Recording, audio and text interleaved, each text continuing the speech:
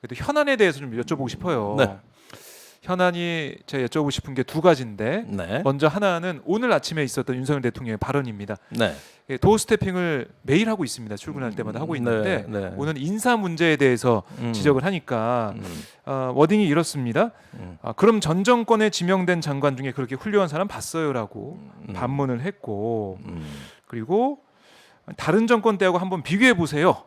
사람들의 자질이나 이런 것을 이렇게 좀 손가락 이렇게 제스처도 좀 하면서 네, 맞습니다. 약간 좀 기분 나쁜 듯한 그런 표정을 지으면서 들어가 버렸습니다. 네. 어떻게 보셨습니까? 어제 오늘 이어서 보셔야 될 것 같은데 예, 어제는 예. 지지율에 신경 안 쓴다 그랬어요.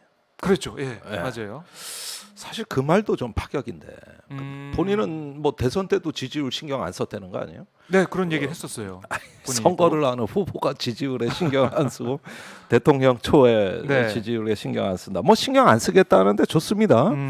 근데 사실인가를 봐야 되겠죠. 네, 그 시계바늘을 이제 3월로 돌리면 그 대선 3차 토론이 있던 날, 네. 그게 아마 2월 말인가 3월 초인가 그래요. 3월 초, 예. 그 정도였던 것 같아요. 그때 그 지지율이 문재인 후보가 윤석열 후보를 거의 따라잡았죠. 아, 그런 여론조사가 3차 TV 토론 때부터 나왔습니다. 네. 예, 그러자 윤석열 그 후보가 네. 완전히 바뀝니다. 거의 이재명 멘붕이 후보가 되는 건데. 따라잡았을 때, 네, 예, 저기 안철수하고는 절대 단일화 안 한다 그랬잖아요.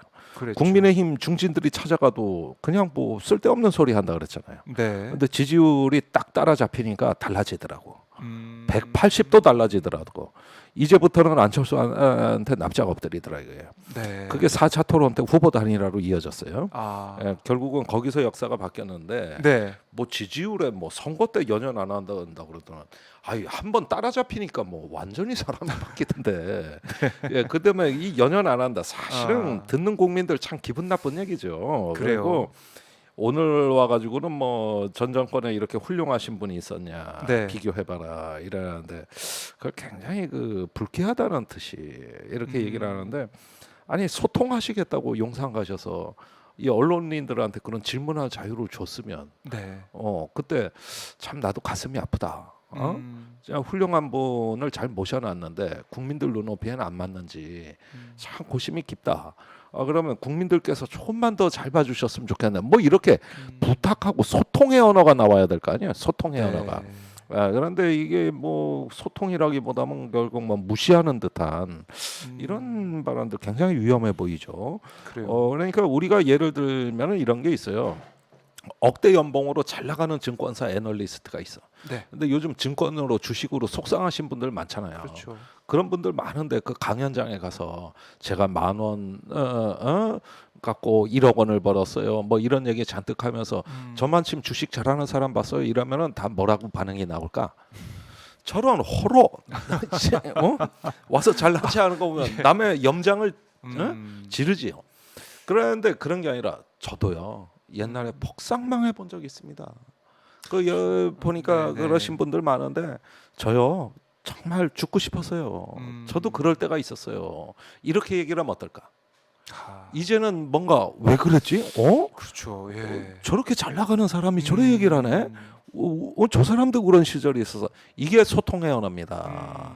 그러니까 과시형 언어와 소통의 언어는 네. 완전히 사람을 바꿔놓는 거예요. 그러니까 대통령이 소통하러 갔으면 소통형의 언어를 써야 되는 거거든요. 네. 참 뭐라고 말씀드려야 될지 국민들 보시기에 얼마나 속상하셨을까. 이렇게 그러네요. 소통형 언어를 써주면은 네. 사실 용산 가더니 뭐 대통령이 달라졌구나 이럴 법도 한데 뭐 우리만 지금 잘하는 정권 있어요? 우리가 그런 정권입니까? 뭐 네. 이런 식의 톡톡 싸대는 이런 것들 봤을 때는 가슴이 아프다. 가슴이 아프다. 벌써 한 달밖에 안 되는데 저러니 앞으로 어떨까 싶으면 좀 뭐 보는 사람 입장에서 한마디로 말해서 가슴 아프다고밖에 할 말이 없어요. 가슴 아프다. 예. 사실 이 도스태핑 같은 경우는 지금 윤석열 정부에서 대통령실에서는 이게 국민과 소통하는 그런 하나의 획기적인 그런 방법으로 많이 좀 내세우고 있는데 특히 이제 어제 오늘 발언을 좀 들어보면 국민들과의 소통이 안 되는 위험하다. 위험한 발언. 위험한 발언. 그러니까 속에 있는 그 감정이 여과 없이 드러나 버리잖아요. 그러니까 그 본인은 대통령이라는 어떤 그 존재감에다가 엄청나게 본인들은 이제 높아진 건데 언론의 질문은 말이야 이게 저기 굉장히 나를 말이지 뭔가 도전하듯이 말이야 네. 이렇게 질문들이나 해대고 말이지. 그러니까 그럴 때 그걸 받아 넘길 수 없는 도량이라고 그릇이란 말이에요. 그걸 받아 안을 수가 없어요. 네. 그러냐 이러면서 옛날에 우리 절에 가면은 선종하는 스님들이 제자가 막 모욕을 준다고 스승 뺨을 때리고 뭐 이런 일들이 많아요. 그럴 때 허허 웃어. 드디어 예. 네가 깨우쳤구나. 뭐 이런 식의 그 스승과 제자라는 그 격식. 그 어떤 그 세상의 어떤 그 고정관념도 이제 네가 넘어섰구나. 그래서 제자한테 밟힌 스승도 있고 뺨 맞은 스승도 있고. 그런데 엉뚱하게 또 그런 스승들이 좋아해. 그러니까 뭔가 이제 세상을 다른 눈으로 보기 시작했다는 거고. 그럴 네. 때 우리가 손자가 할아버지 옛날에 상투 만지고 막 수염 잡아당기면 기분 나쁩니까? 그럴 때 귀엽죠. 허허 웃잖아. 예, 예. 그러니까 이런 거 보면은 자기 손자뻘 기자들이라고 사실은 아니면 막내 아들 딸들 뻘이거든. 그렇죠. 젊은 예? 기자들 나이로 봤을 때는. 예. 그런데 그거 질문 좀 했다고. 그 뭐 인사는 검증 실패라던데 인사 실패라던데 이렇게 딱 한 번 질문한 걸 가지고 토라져 가지고 바로 들어가 버리고 그거는 글쎄요. 국민들이 보기에는 어떤 뭐 질문하기도 좀 무서울 수도 있고 어떻게 보면은 아니 그러니까 옛날에 손자가 네. 할아버지한테 와가지고 상투머리 보고 할아버지 머리에 고추 달렸네 헤헤헤 웃는다고 그걸 갖고 이런 버릇없는 애 가지고 네. 그날 하루 종일 기분 나빠하는 할아버지하고 똑같은 거지. 그러니까 그런 면에서 이건 도량이나 품격의 문제예요. 수양의 문제지 수양의 문제다. 그 문제지 뭐. 아니 저는 뭐 그거에 대해서 더 이상 평론하고 싶지 않아요. 예. 그냥 그 수준이에요. 그 수준인 겁니다. 예. 그 수준의 모습이 이제 앞으로 계속 되느냐 아니면 좀 더 달라지고 변하는 모습을 보이느냐 네. 이게 좀 앞으로 윤석열 대통령 지지율에 또 영향을 주겠네요. 아니, 그러니까 이제 그런 어떤 악순환의 구조가 형성이 되는 건데 네. 사실은 소통이라는 거는 상호 존중이고 평등한 관계에서 이루어지는 거거든요. 근데 제가 라디오 진행을 해봤잖아요. 예. 지상파에서. 대단했죠. 그래가지고 왜 네. 저 정치인들 이렇게 초청해서 불편한 질문을 던져보는 거예요. 그때 사람의 격이 나오더라고요. 그때 예를 들어서 나경원 의원이 나왔는데 네네네. 그 서울시장 경선 후보로 나온 거요. 그래서 내가 후보 인터뷰를 하면서 네. 아니 본인이 원내대표 할 때 헌정일에 최악의 국회였다는 평가는 알고 계십니까? 이러는데 예. 이때 나경원 의원이 답을 이렇게 했어야 되는 거야. 맞다, 나 국민들 불편하게 했다. 사실은 나는 국민들 불편하게 하면서까지도 네. 그렇게 할 수밖에 없더라. 안 그러면 정권이 독주하는 거 저라도 이렇게 막아야지. 이렇게 대답하면은 그쪽 지지자들은 저 역시 도량이 넓어 이럴 거예요. 근데 어떻게 답변했느냐? 뭐라고 했나요? 굉장히 기분 나쁘다는 표정으로 저기 뭐 그렇게 질문하시는데 그러면 지금 국회는 더 좋아졌어요? 이렇게 반문하더라고. 그러니까 이 말 뜻은 원래 국회가 그런 건데 왜 나한테 그래? 내 책임이 뭐가 있어? 그런데 내가 그냥 그 문제에 대해서 내가 더 이상 질문을 안 하는 거죠. 아니 자기 감정을 못 참는데. 그래가지고 그 서울시장 경선 때 그 오세훈한테 역전 당하고, 또 당 대표 경선 때는 또 어땠어요? 이준석 그 당 대표 후보한테 얻어 터지고 네. 울었잖아요. 그래서 제가 또 인터뷰를 한 거예요. 그때 또 인터뷰를 한 거예요. 그런데 그때 그 관리가 안 되셨는지 그러니까 또 이 말도 듣기 싫은 거야. 이러니까 결국 어떻게 돼? 두 번 다 이기는 선거 졌잖아. 처음에는 이제 기세가 다 좋았는데. 역전패요. 다 역전패. 그러니까 정치인의 말은 상대방의 불편한 질문을 기다려야 되는 겁니다. 그렇죠. 그걸 선문답 하듯이 받아 안아야 되는 거예요. 네. 받아 안아야 되는 거라고. 예. 그러지 않고 무슨 소통을 얘기해? 무슨 소통을 얘기해? 그러니까 대부분의 그 정치인의 언어는 두 가지가 있는데 네. 그 자기 확신형 언어가 있고 자기 방어형 언어가 있어요. 그런데 윤석열 대통령이 왜 그렇게 반응하나? 지난 정부에 이렇게 훌륭한 장관이 있었어요? 네. 비교해 보세요. 이거는 내 방어를 하겠다는 거예요. 그리고 이런 언어가 대부분 표 떨어지는 언어예요. 그러나 자기 확신형 언어가 있어. 네. 그런 게 아니라 맞다, 나 국민들 불편하게 했다. 전들 오죽하면 그렇겠습니까? 네. 그런데 저로서는 꼭 해야 될 일이 있었습니다. 오세훈이 그래서 이긴 거예요.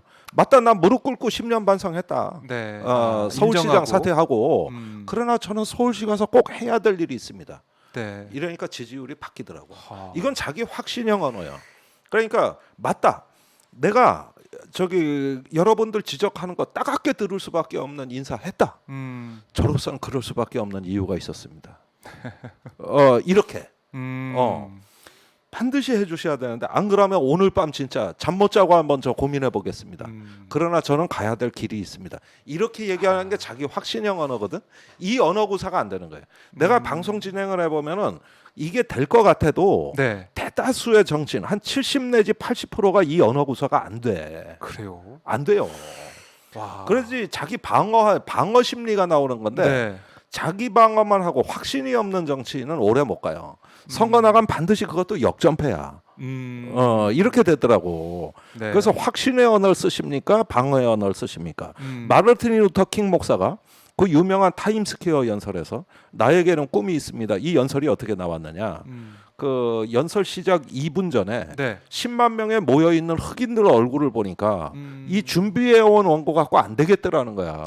그래서 만년필을 꺼내서 몇 자 적기 시작한 거야. 네. 그게 나에게는 꿈이 있습니다. 그 유명한 연설이거든. 그러니까 정치인은요. 나의 신념을 파는 직업이에요. 나의 확신을 파는 직업입니다.